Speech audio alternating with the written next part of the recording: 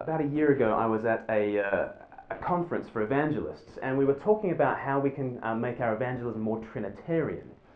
I was in this seminar group with about 40 other evangelists, and we were all talking about the Trinity. But it seemed to me that none of them knew why the Trinity was important for evangelism. A couple of evangelists said that sometimes they like to preach the Trinity because you can talk about the great round dance of the Trinity, perichoresis, and all those sorts of words, about God as a great community, and people like community, people like love, so let's preach that and get people attracted to this God. But no one seemed to understand why it was important to articulate the identity of Jesus and the offer of the good news in triune terms. And that got me very interested. I started talking to evangelists.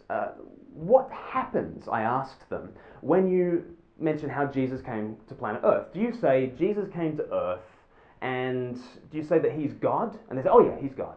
And sometimes they say, he's God in skin. I say, okay, great.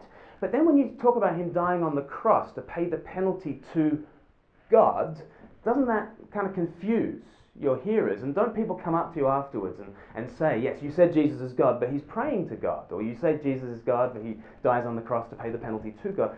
Doesn't that confuse your listeners? And none of them knew what I was talking about at that point. And that got me really worried, because I think you can't really talk about Jesus without talking Trinity, because you can't talk about Jesus without saying, okay, yes, he is God who prays to God, but to make sense of that truth, he must be God the Son praying to God the Father by God the Spirit. And actually all the Gospels open up with a Trinitarian articulation of who Jesus is.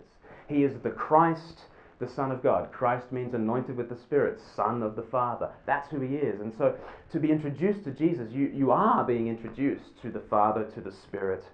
And only on those terms is your gospel going to unfold in a way that's faithful to the identity and the offer of Jesus.